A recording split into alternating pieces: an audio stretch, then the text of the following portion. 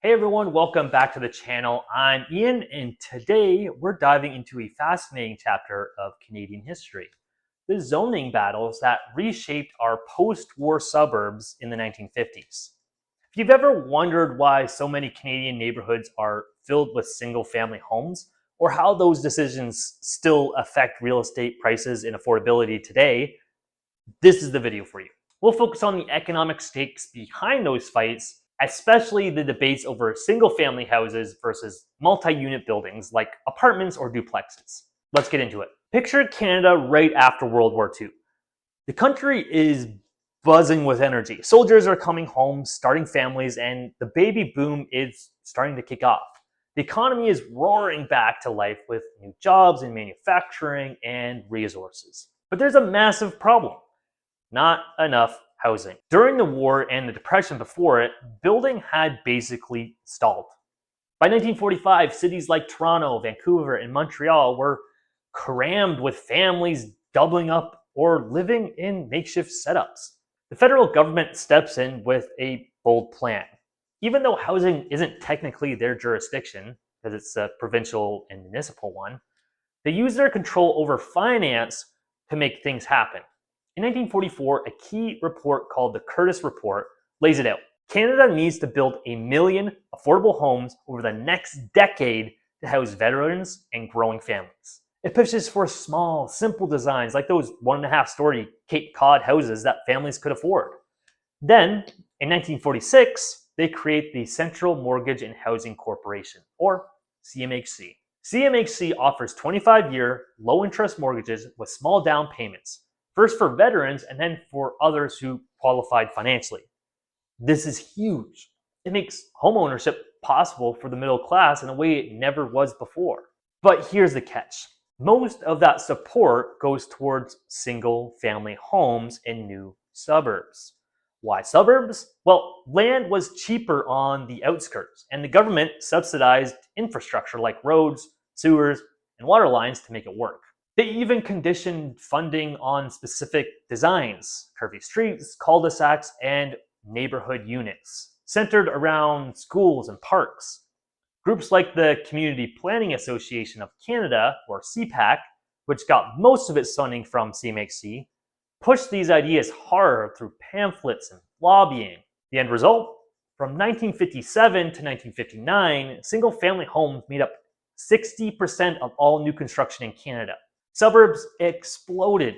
Think places like Don Mills in Toronto. Started in 1952 as a planned community with mostly detached houses. But this wasn't just about building homes, it was about zoning. Who gets to build what and where? Zoning laws, which provinces started enabling in the late 1940s, gave municipalities the power to designate areas for specific uses. In the suburbs, that meant locking in vast amounts of land for single-family homes only. No apartments, no duplexes, no rooming houses. So why did they do this? Well, the debates boiled down to economics and social ideals. On the one side, you had homeowners and local politicians arguing that multi-unit buildings would ruin the neighborhood. They'd lower property values, bring in too many people, and create what they called blight.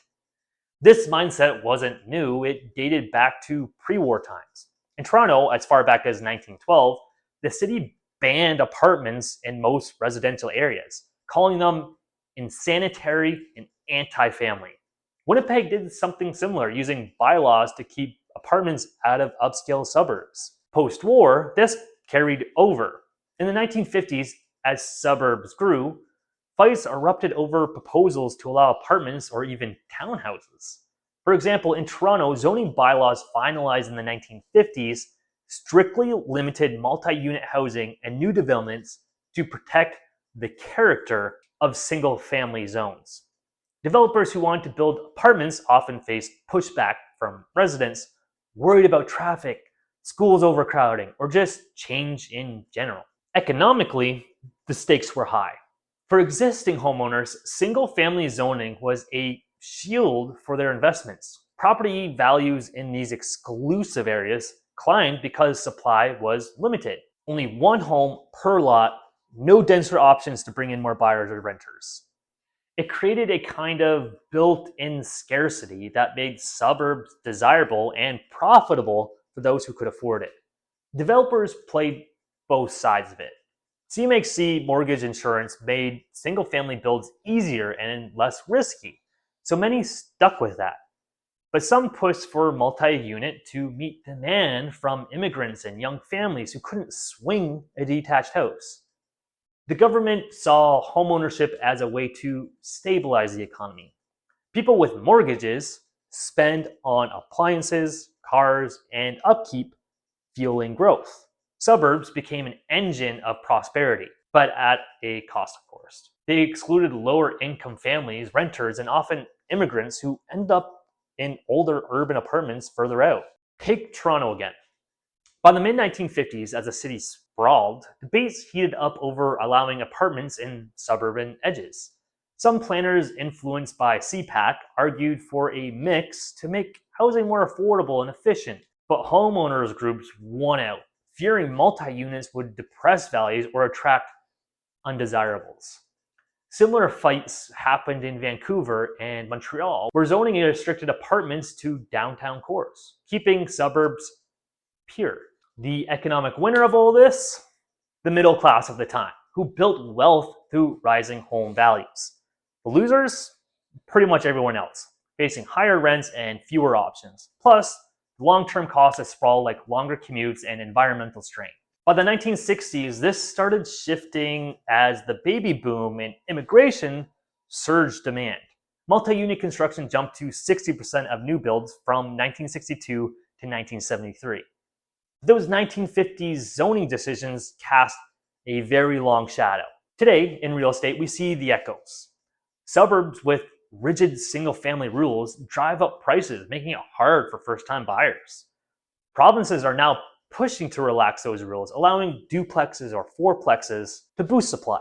So, what can we learn? Those post-war battles weren't just about houses, they were about who gets to build wealth in Canada. So what's your take? What does Canada need to do in order to meet demand and not screw up people's financial future in their investments in real estate? Thanks for joining me today. Don't forget to hit that like and subscribe for more on Canadian economics, history, and real estate. See you next time.